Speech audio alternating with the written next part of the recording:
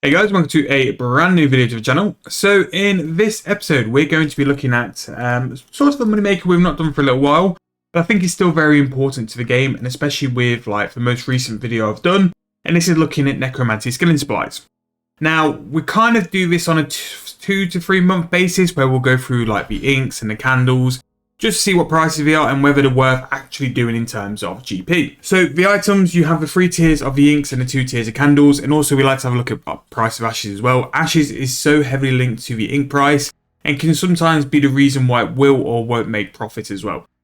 Along with like necroplasms, which will also be good to see like what sort of range and prices we're looking like for those as well, because they're quite a decent money maker as well as like the ectoplasm and doing these skilling items in itself. So we do this every 2 to 3 months just in case we see like a reason for them to go up. So like it seems at the minute that a bonus XP would have a really big impact in these necromancy skilling items, and it's probably when we'll next look at them. But also because of the big ritual update this week, where you can now make ectoplasm from buckets of slime. If you've not seen that video, I'll make sure it's in the corner of this video as well. There's been a bit more spike in the demand for needing inks and candles and all that stuff because people want to do it because it is a genuine actual moneymaker. So what we're going to do, and believe it or not, this is actually the 3rd time I've recorded this video, so we're actually going to go and look at some prices which we got earlier on. So believe it or not, this is actually the 3rd time I've recorded this video. So the first time the file corrupted, the second time the voiceover didn't record. So we've actually got the prices already done. So we're going to talk through the prices just as if we were going to do them like step by step anyway. So one of the most important items to start with, and I think we mentioned it before, is the price of ashes. If ashes are at a good price, that means that training in the Abyss is really good. If you have the Tomb of 2, any ashes being banked to your bank is done free of charge.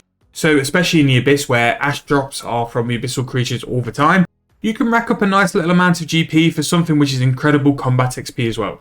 Now people have been training in the Abyss for years due to the insane combat XP, but now with the Tomb of you have the ability to make a little bit of cash on the side as well, due to necromancy and the price of inks and basically stuff like that. So 1500 GP is a pretty good price, and again, like I know I shout out Market Watch in a lot of these sort of episodes, but Market Watch, we do go over like prices of things every Friday in the Grand Exchange on the website, and ashes was actually something we sounded out for being a bit too cheap, especially after the bonus XP. They crashed quite heavily and they were due to come up to like the 1500, which we see here. I imagine they'll go a little bit higher because they are currently trading over mid-price. So a vial of water as well is needed for all the inks, and that was 95 GP. So roughly for your inks, you're looking at 1600 GP for your water and ashes.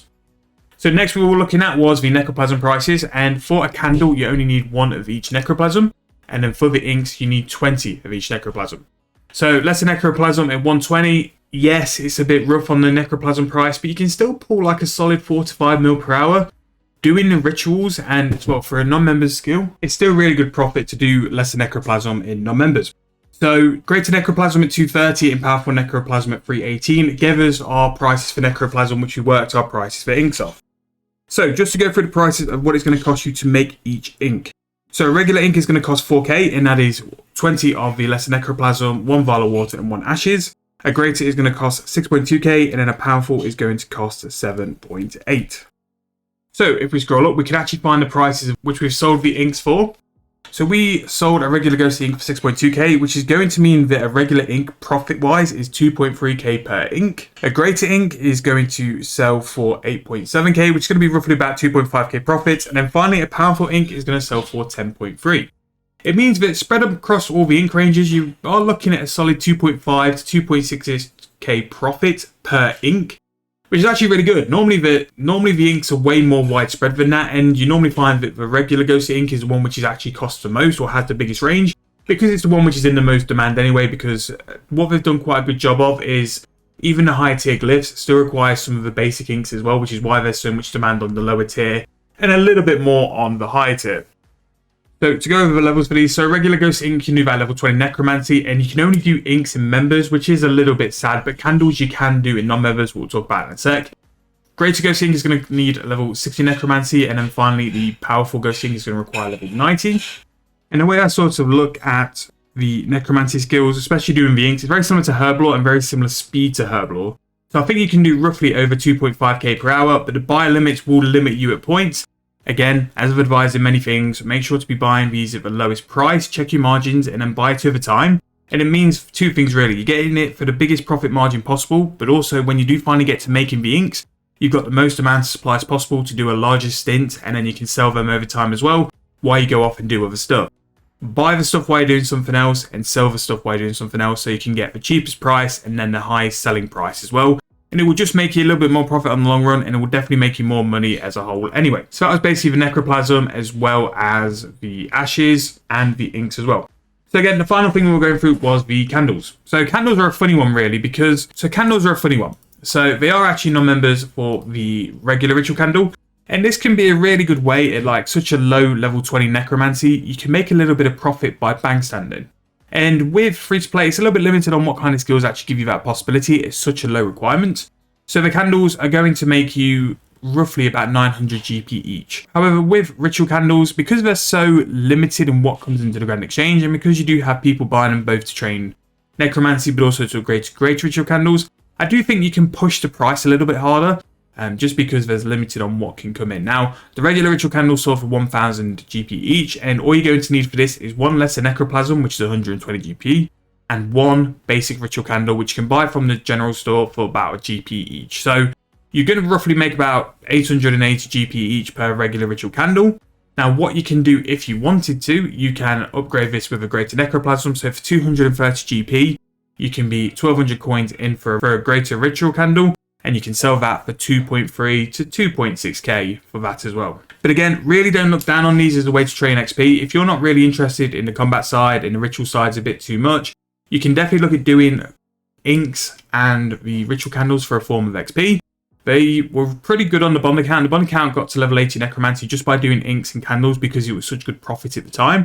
And these two items especially will very much go up and down depending on demand. Like, we're in a bit of a niche time for necromancy now, where because this new rituals is here, people are doing it a lot more than normal. Necromancy rituals are making money, which is why people will look at these resources and look to buy them and stock up anyway, because they want to make as much money possible with necromancy as they can.